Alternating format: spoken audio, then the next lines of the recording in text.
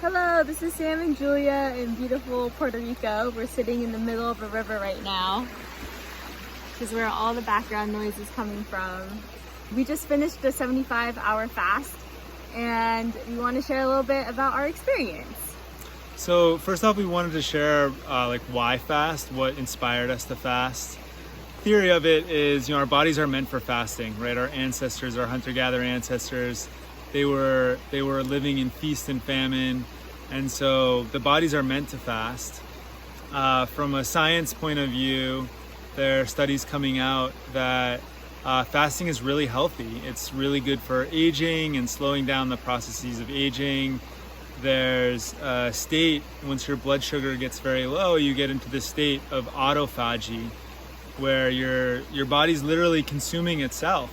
So you're losing weight and you're consuming yourself for energy, but your body knows to consume the toxins and the cells that are damaged, the dead cells, first. So the ones that remain at the end of the fast should be these more healthy, vibrant cells.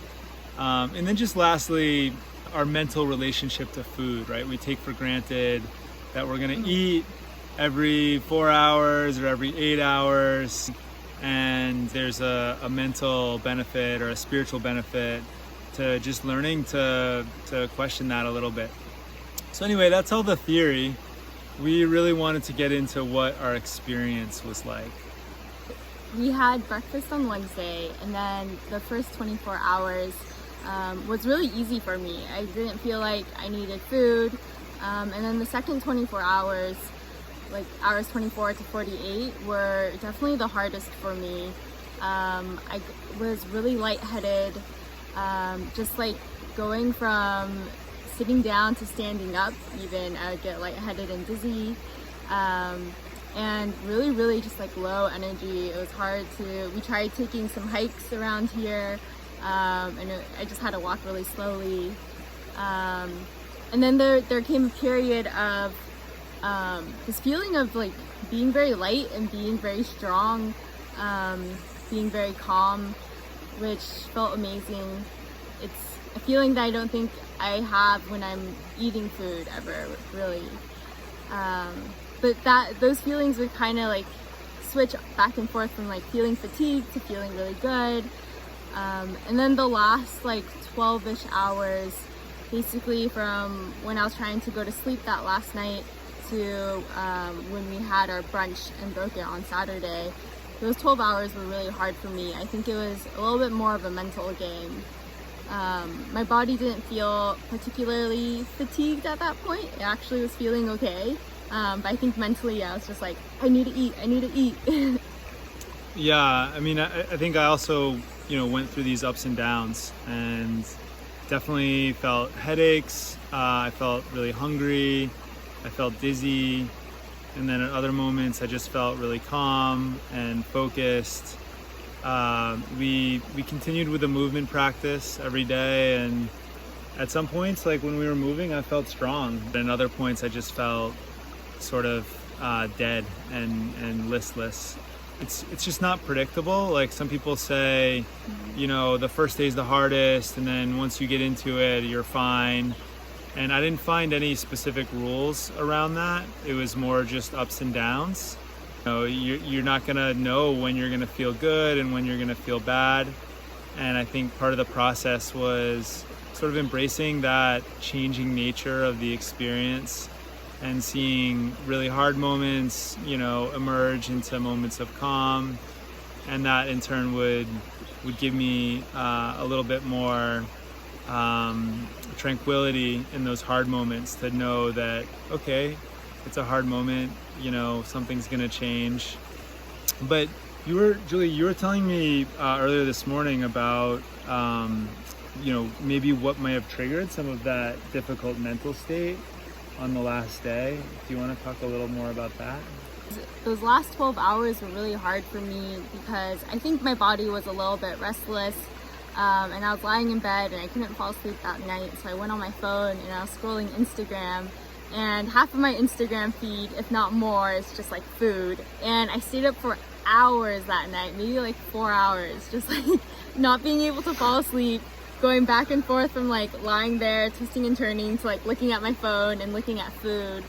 And I really think that was what triggered this mentality when I woke up for like, I need food, I need it now. Like I said, at that point, I wasn't any more or less fatigued than I felt before.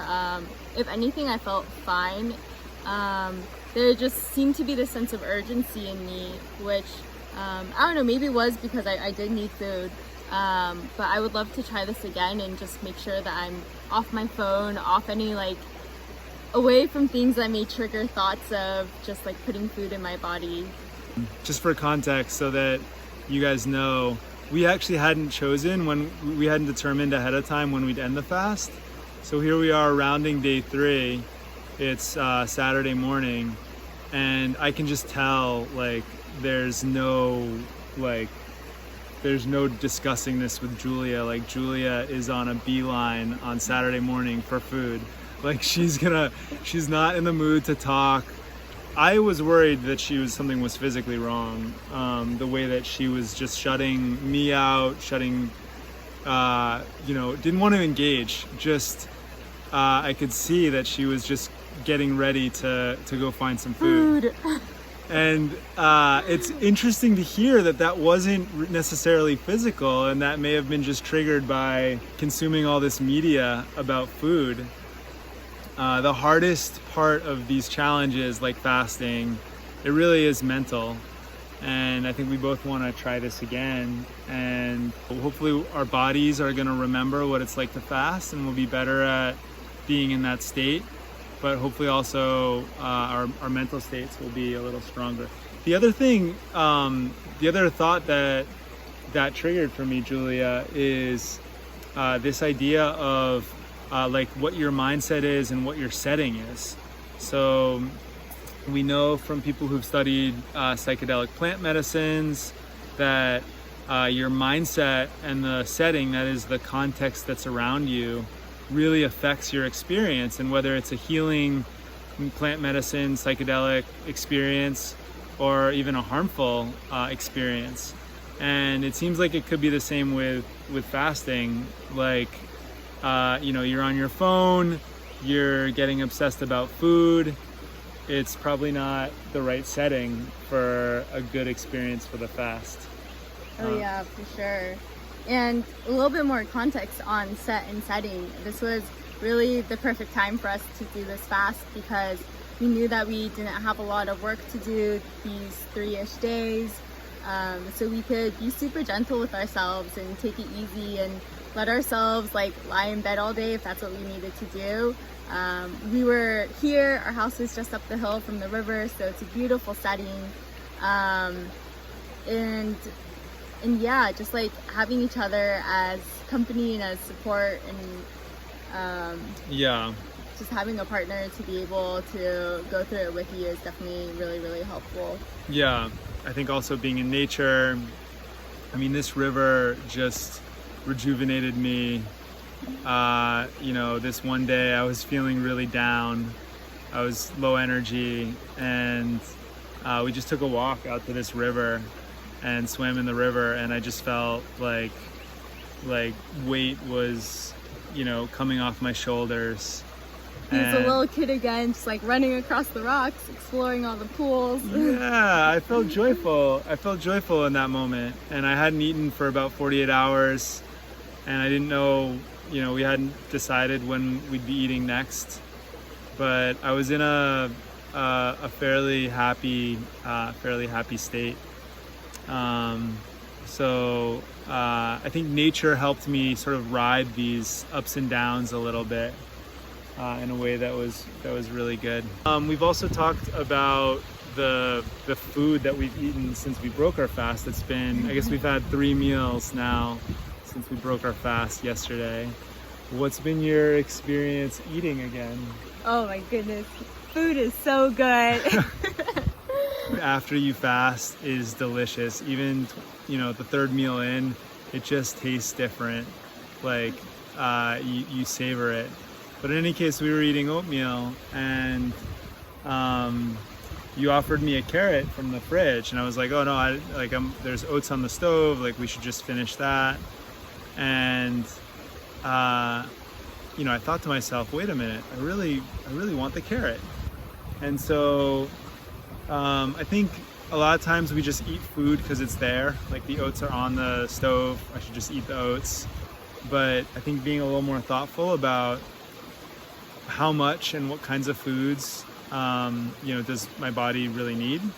I think that is sort of one takeaway and one experiential change that's happened since the fast. So, you know, the oats on the pot, they can go in the fridge. We can eat them tomorrow. Like, really, what, you know, food is so precious. What in this moment do I really need to honor my body? And you know, I hope that's a takeaway that will endure, you know, an experiential learning. Well, thanks for watching our video. Please comment, you know, what have you noticed from your fast? You know, how long have you been able to fast? Have you drawn similar or different learnings from what we've learned? Yeah, make sure to stay engaged, to like the channel, and to check it out for new videos to come. Bye.